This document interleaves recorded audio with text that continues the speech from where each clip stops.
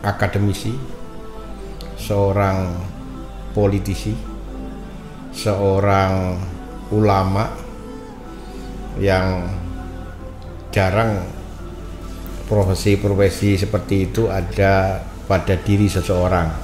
Mungkin orang menjadi politisi yang luar biasa, tapi bukan seorang ulama. Mungkin juga seorang ulama, tapi beliau bukan seorang akademisi. Tapi tamu kita hari ini adalah orang yang lengkap. Beliau adalah Dr. Haji Muhammad Zainul Majdi yang terkenal dengan TGB. Nama beliau terkenal dengan TGB Zainul Majdi. Dari beliau apa yang beliau lakukan sehingga profesi yang demikian luar biasa beliau sandang dengan sangat berimbang dan nyata-nyata memberikan manfaat. Saya mencoba membaca penghargaan yang diberikan oleh instansi di berbagai level, sampai capek saking banyaknya. Saking banyaknya. Nah, ini yang akan kita coba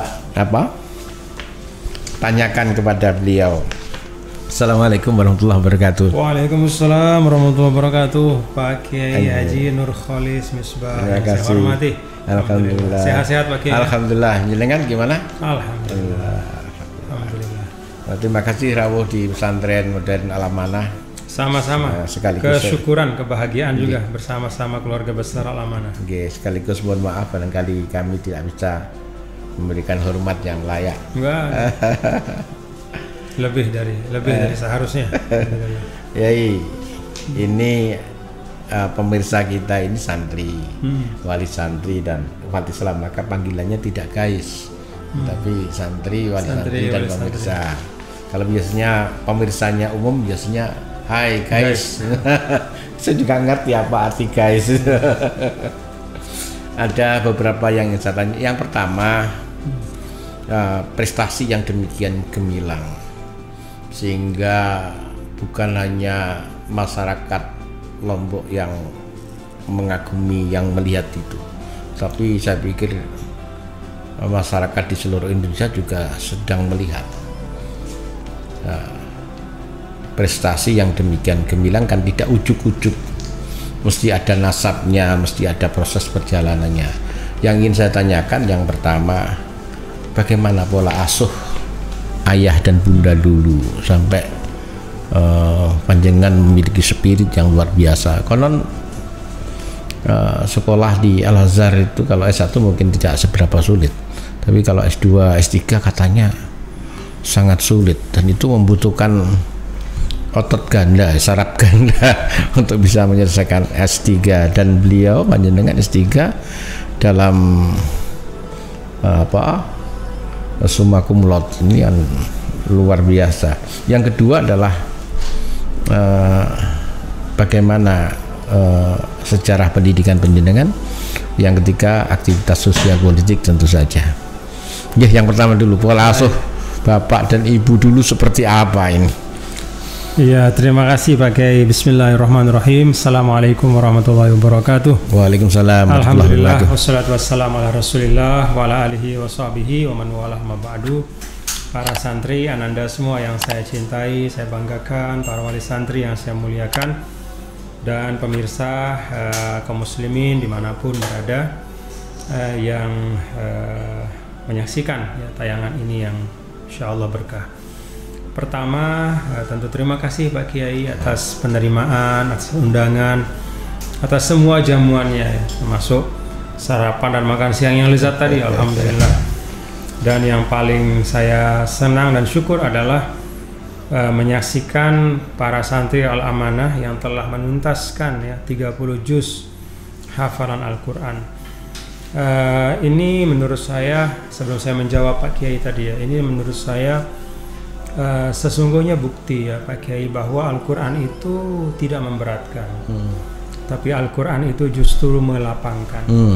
Buktinya adalah para hufaz kita ya, ananda kita tadi juga termasuk adalah orang-orang atau anak-anak yang cukup berprestasi di sekolah formalnya. Artinya menghafal Al-Quran itu ternyata tidak menyebabkan ya, belajar ilmu-ilmu lain itu terganggu. Ini satu hal yang menurut saya perlu digarisbawahi, karena di beberapa tempat itu para hafizah itu kan memang dia belajar di ma'had tahfiz. Tapi kalau ini kan sekolah formal, tapi kemudian ada program santri tahfiz entrepreneur ya. Alhamdulillah cukup berhasil selama 4 tahun ini. Saya menyampaikan tahniah Pak Kiai, dan saya berharap ini bisa ditiru, bisa diteladani, bisa diikuti oleh siapapun yang merasa punya visi yang sama ya, membangun masa depan Indonesia dan umat yang lebih baik berbasis pada sumber daya insani ya. Itu yang ingin saya sampaikan dan saya apresiasi. Nah, tentang pertanyaan pola asuh ya, jadi kalau saya mengingat kembali ya ayah sama umi dulu, ayah saya itu memang orang yang sangat disiplin. Jadi beliau itu selama puluhan tahun itu melakukan hal-hal secara sangat disiplin dari sisi waktunya. Makan jam berapa, bangun pagi jam berapa, apa yang dilakukan setelah sholat subuh. Kemudian juga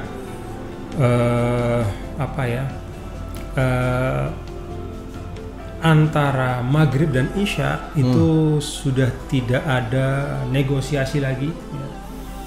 Harus kita berada di musola, di rumah tempat sholat itu, dan sepenuhnya mengaji itu dalam keadaan apapun. Jadi dan musolanya sendiri atau musola masyarakat? Di rumah. Oh, di rumah. Di rumah ya. Jadi tidak ada alasan apapun gitu untuk bisa absen dari itu. Jadi yang menurut saya sih yang sangat berkesan, yang pertama adalah kedisiplinan ya dari orang tua. Yang kedua memang ayah dan umi itu, bapak dan umi itu sangat kuat menanamkan cinta ilmu.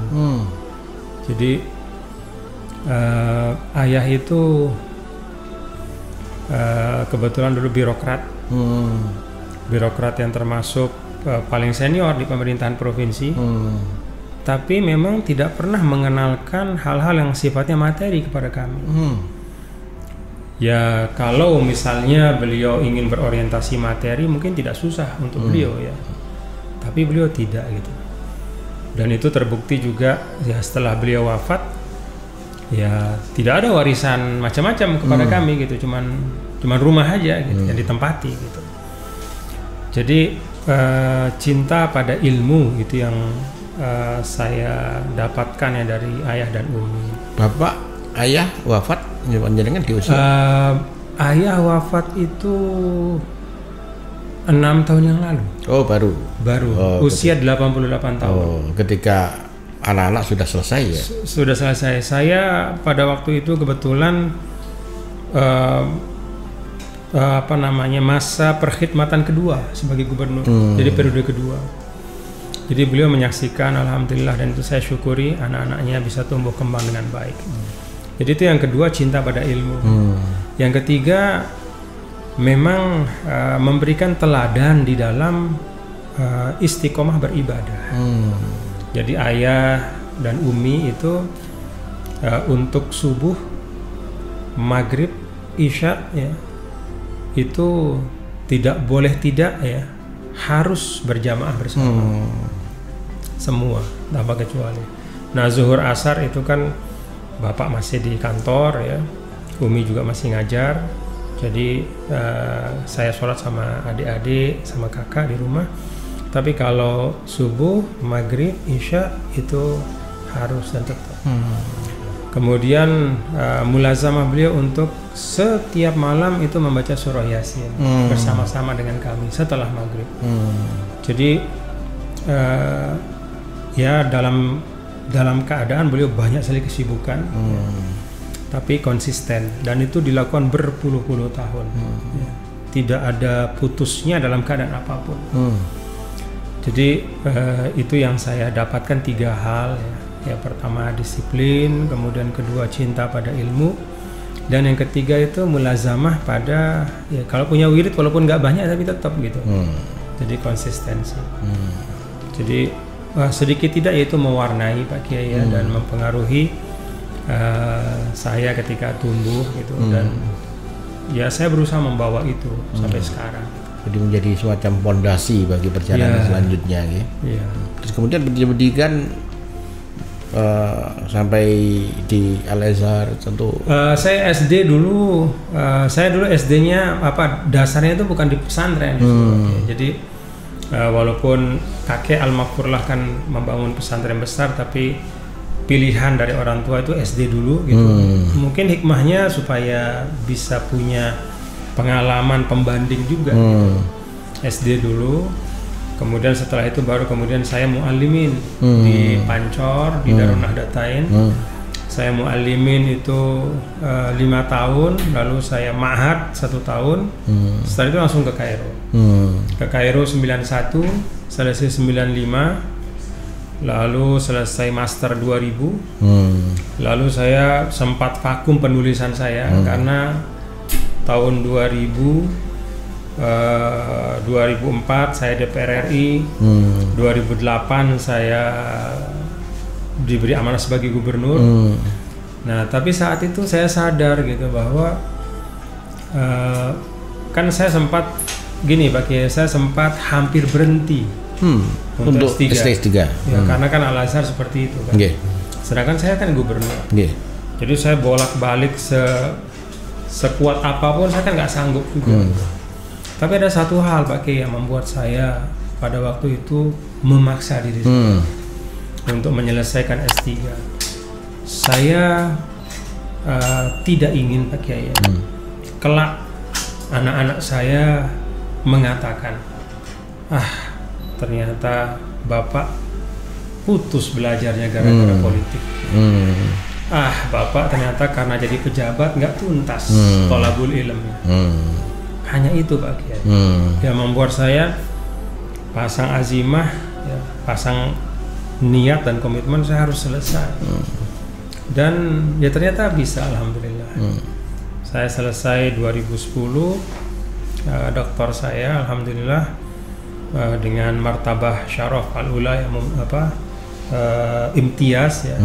Martabat syaraf ula dengan ma'at tausiyah bit tab'i wat tadawul bainal jami'. Jadi direkomendasikan untuk dicetak dan dikirim, dipertukarkan antar universitas. Ya alhamdulillah. Jadi menurut saya juga pelajarannya dari perjalanan pendidikan saya khususnya S3 Pak Kiai adalah bahwa persepsi ya politik atau aktivitas sosial itu tidak bisa berjalan beriringan dengan aktivitas akademik. Itu ternyata tidak benar juga. Jadi tergantung kemampuan kita memanage waktu dan komitmen gitu untuk kita menuntas. Untuk kita sendiri. Tuan guru, aktivitas politik. Siapa yang menginspirasi? Jenengan adalah seorang akademisi yang luar biasa. Biasanya akademisi ditambah Al-Azhar sampai S3 sepanjang yang jarang yang terjun di politik. Karena di politik itu kata orang itu abu-abu di sana. Ada kesulitan yang luar biasa mereka yang punya idealisme dalam hal agama. Tapi panjenengan kecuali bisa menyelesaikan akademisnya juga seorang politisi yang sudah membuktikan menjadi anggota dewan, kemudian menjadi gubernur 2 kali. Itu kira-kira apa pertimbangan pada saat itu? Jadi yang pertama memang Saya memahami sebagaimana dulu para guru kami di Al-Azhar ya, Pak Kiai itu mengajarkan bahwa siasah ya, politik kekuasaan atau politik lah dalam bahasa kita, secara umum itu kan masuk bab muamalat. Dia bukan bab akidah dan juga bukan bab ritual ibadah, yaitu muamalah. Itu yang pertama. Yang kedua, bahwa politik itu bukan laisa min usuliddin, tapi minal furu. Jadi dia itu bukan pokok agama tapi cabang lah gitu ya. Nah, artinya apa? Politik itu sebenarnya satu ruang dalam kehidupan yang sama dengan ruang-ruang yang lain, ya. Ruang perkhidmatan yang lain, termasuk dengan ruang katakanlah perkhidmatan sisi ekonomi, ya, sosial, budaya, akademik gitu. Jadi politik itu dalam pandangan saya itu tidak boleh terlalu di overestimate, seakan-akan menentukan segalanya. Tidak boleh juga di underestimate, ya, diremehkan. Dia penting, tapi dia bukan yang paling penting gitu. Dia bersama-sama dengan yang lain itu membentuk masyarakat yang baik. Nah, dulu kalau ditanya secara khusus, konteksnya adalah pada waktu itu kan baru akan dilaksanakan pemilihan kepala daerah pertama secara langsung. Secara langsung ya, setelah reformasi itu ya. Ya, jadi sebelum kan reformasi, lalu setelah itu kan melalui DPRD masih sampai kemudian 2003 itu lewat langsung kalau tidak salah. Nah, 2003 itu masih DPRD Pak. Masih DPRD. Nah, saya pada periode 2006 kalau nggak salah mulai. Saya 2008 kan waktu itu. Nah, pada waktu itu ketika terbuka ruang untuk pemilihan langsung, itu masyarakat lalu kemudian melihat ini peluang perubahan. Kalau sebelumnya masyarakat kan tidak terlibat. Iya, betul. Elit-elit politik menyepakati di ruang tertutup di DPRD lalu diketok selesailah. Nah, dengan pemilihan langsung ini masyarakat merasa terlibat. Nah, kalau kita lihat di NTB memang Pak Kiai, dulu itu kan struktur sosial Pak Kiai ya, itu awalnya kan dipegang oleh katakanlah sistem adat atau budaya. Lalu ketika para tuan guru kembali dari Tanah Suci, itu berkembanglah satu struktur baru yang tokohnya para tuan guru. Nah, para tuan guru itu tidak pernah bisa masuk ke ruang selain dari ruang ketuan guruan dan ruang pengajian gitu. Jadi semacam ada demarkasi. Nah, ketika pemilihan langsung itu dimulai atau sistem itu mulai dilakukan, maka ada peluang begitu bagi masyarakat pesantren untuk kemudian katakanlah menawarkan kepemimpinan kepada umat. Gitu. Kira-kira bahasanya, Bapak Ibu kan selama ini pemimpin kita dari latar belakang yang beragam. Nah, kami di pesantren punya sistem pendidikan juga, kami punya kadar-kadar yang bagus juga. Nih, kira-kira kami tawarkan, kira-kira kayak begitu Pak Kiai. Nah, kemudian terjadilah kontestasi dan takdir Allah saya terpilih. Gitu. Termasuk ketika terpilih menjadi gubernur juga seperti itu prosesnya. Iya, seperti itu. Jadi memang ya kalau dalam hitung-hitungan pada waktu itu memang peluangnya kan kecil sekali. Karena yang dihadapi itu kan petahana dari partai besar. Tapi sekali lagi ketika memang masyarakat atau umat itu ingin perubahan dan mereka memiliki kepercayaan. Nah, ini juga suatu hal yang mahal Pak Kiai menurut saya, bahwa ada legitimasi sosial untuk pondok pesantren. Mereka punya kepercayaan bahwa pondok pesantren itu menawarkan kader-kader keumatan dan kebangsaan yang bagus. Maka kemudian diberikanlah kepercayaan itu gitu. Nah, alhamdulillahnya dalam 2 periode perkhidmatan sebagai gubernur itu rasa-rasanya mudah-mudahan banyak hal yang baik yang terjadi, sehingga kemudian setelah 2008 itu banyak bupati-bupati juga tuan guru tokoh-tokoh agama yang sebelumnya nggak ada Pak Kiai. Jadi dari gubernur itu kemudian terinspirasilah di tingkat kabupaten kota. Itu banyak ya, setelah saya itu ada tuan guru Haji Najmul Ahya, Bupati Lombok Tengah. Ada bahkan kalau tentara pun tentara yang santri, tamatan pondok pesantren seperti Pak Sukiman Azmi namanya dari Bupati Lombok Timur, lalu kemudian di Kota Mataram juga bahkan, dan di banyak tempat termasuk Sumbawa Barat kan kayak Zulkifli Muhadli juga kan. Beliau kan Bupati Sumbawa Barat. Artinya apa? Jadi memang perlu ada bahasanya apa? Yang buka pintu lah. Jadi ada yang kalau orang Lombok bilang itu ndekku gita ndekku sadu. Kalau saya nggak lihat saya nggak percaya. Jadi mereka juga perlu pembuktian bahwa memang pondok pesantren itu menghasilkan manusia-manusia yang nggak kalah karakteristiknya, betul. Kompetensinya, gitu ya. Nah itu kan butuh ruang pembuktian, ya, kan? Nah, alhamdulillah ruang politik itu memberikan kesempatan untuk pembuktian. Nah ya tentu ke depan nih mudah-mudahan ruang ekonomi juga Pak Kiai ya, ruang sosial, budaya dan semua mudah-mudahan.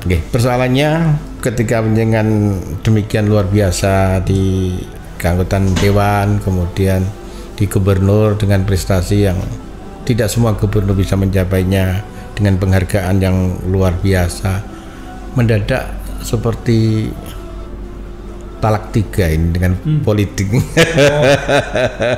Kemudian menjadi seperti menarik diri, itu ada karena kekecewaan atau karena ada pemikiran yang lain atau gimana itu?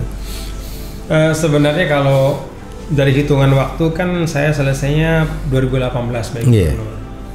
Jadi 2018, 2019 saya dulu punya pilihan politik yang saya landaskan pada katakanlah apa ya, yang terbaik dari pilihan yang ada.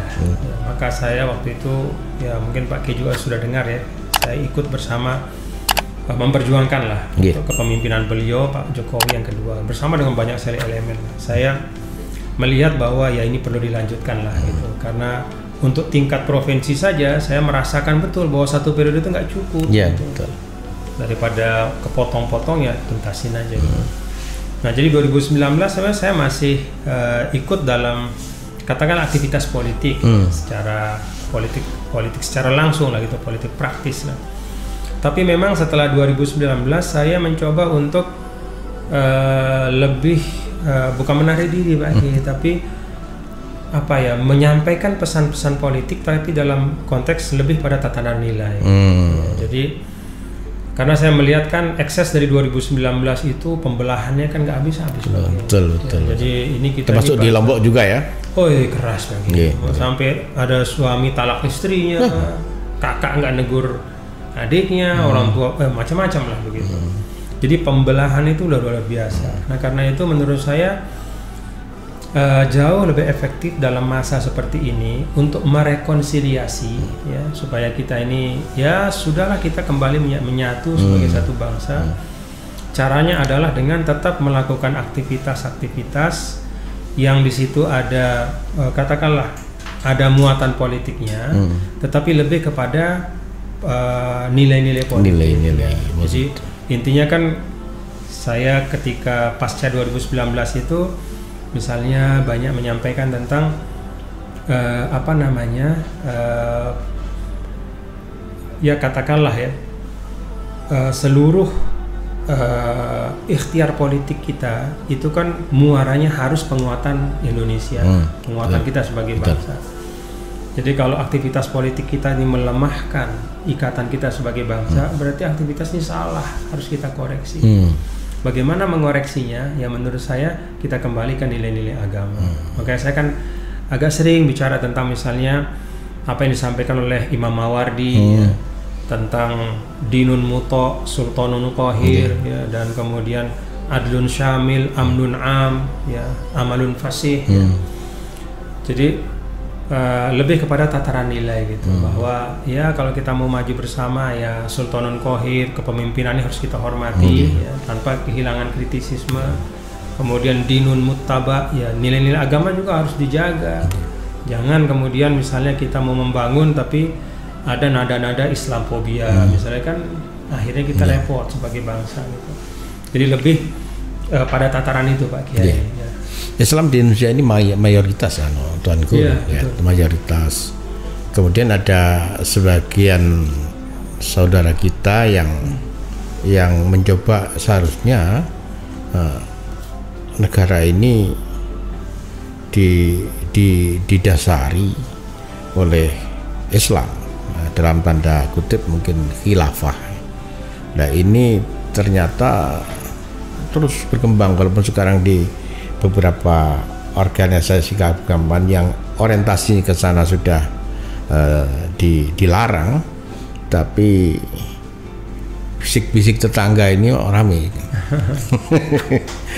Yang ingin tanggapan panjenengan, seharusnya Islam yang seperti apa yang sebaiknya dikembangkan di negara ini bandingannya dengan banyak negara yang lain? Ya, siyasah itu kan minal muamalah, seperti yang tadi saya sampaikan Pak Kiai. Itu sepakat ulama Ahlussunnah wal Jamaah, minal fikih ya, walaysat minal aqidah, minal furu' walaysat minal usul gitu. Karena itu Islam memberikan dalam masalah politik itu kan bukan sistem pemerintahan tapi nilai. Jadi sistem bisa apa saja. Ya seperti sekarang faktualnya kan kita punya banyak sistem ya, negara-negara Islam. Ada sultanah, pemimpinnya sultan, ada mamlakah, pemimpinnya malik, jumhuriyah, rois seperti kita ya. Jadi yang penting adalah nilai-nilai Islam itu dapat terwujud di situ. Nilainya, substansinya. Iya, substansinya, bukan formalnya. Bukan bentuk pemerintahan. Bentuk pemerintah itu ijtihadi. Dia tunduk kepada kesepakatan dan gagasan-gagasan yang disepakati gitu. Nah karena itu menurut saya bentuk negara kita sudah memenuhi ya, dan tidak ada yang salah dengan bentuk negara kita. Isinya gimana ya, tugas kita lah untuk mengisi dengan hal-hal yang baik gitu. Jadi bentuk republik NKRI ini sama validnya dengan khilafah. Ya karena kalau kita bicara tentang khilafah pun ya, kita baca misalnya Tarikhul Khulafa ya, Imam Suyuti, ya mohon maaf kan itu banyak sekali praktik-praktik yang sangat jauh dari Islam. Ya istilahnya kalau dulu yang namanya khalifah itu kan kekuasaannya mutlak. Betul. Kalau dia minta orang dipenggal, dipenggal lah orang itu gitu. Nah kalau sekarang kan justru dengan bentuk negara hukum yang ada itu mekanisme untuk mendapatkan keadilan atau menghindarkan diri dari kezaliman itu sesungguhnya secara teoritis itu lebih ada. Terbuka. Ya lebih terbuka. Ya masalah praktiknya masih ada hal-hal yang perlu dibenahi, ya itulah tugas kita. Jadi saya ingin sampaikan bahwa bentuk agama, bentuk negara kita itulah kesepakatan yang terbaik, dan tugas kita sebagai umat Islam yang mengisinya dengan nilai-nilai Islami yang kita yakini, dan itu terbuka. Yang terakhir kan Tuan Guru, ini yang ringan-ringan saja tadi, yang agak berat membuat pusing. Iya Pak Kiai. Itu singkatan TGB, Bajang itu apa toh? Bajang itu muda. Oh begitu. Itu sebetulnya saya dulu Pak Kiai, waktu saya balik dari Kairo. Oh gitu. Saya ingat 97 saya balik. Itu disebut Bajang karena dibandingkan dengan Tuan Guru yang ada. Yang sudah ada. Iya. Cuman ke bawah terus sampai sekarang, saya udah 49 tahun masih bilang Bajang. Bajang juga. Gitu. Tapi nggak apa-apa lah, mungkin itu doa, mudah-mudahan semangat kita tetap ini. Pak Kiai juga Kiai Bajang. Amin. Para santri, wali santri dan pemirsa, demikian bincang-bincang kita dengan Tuan Guru Muhammad Zainul Majdi yang sangat luar biasa. Cerita beliau sangat inspiratif, bagaimana beliau mengalami pengasuhan yang sangat beruntung ya. Alhamdulillah. Karena memiliki orang tua yang luar biasa. Kalau sekarang termasuk orang tua yang dibenci, tapi dengan sikap yang demikian disiplin membuat beliau memiliki pondasi yang kokoh untuk menyelesaikan pendidikan dari satu tahap ke tahap yang lain sampai tahap yang tertinggi, dan proses selanjutnya luar biasa seperti kita ikuti. Demikian bincang-bincang kita dengan beliau, moga-moga membawa manfaat kepada kita semua. Terima kasih. Sama-sama Pak Kiai, sama-sama. Sehat selalu, sukses untuk amanah insyaallah. Amin.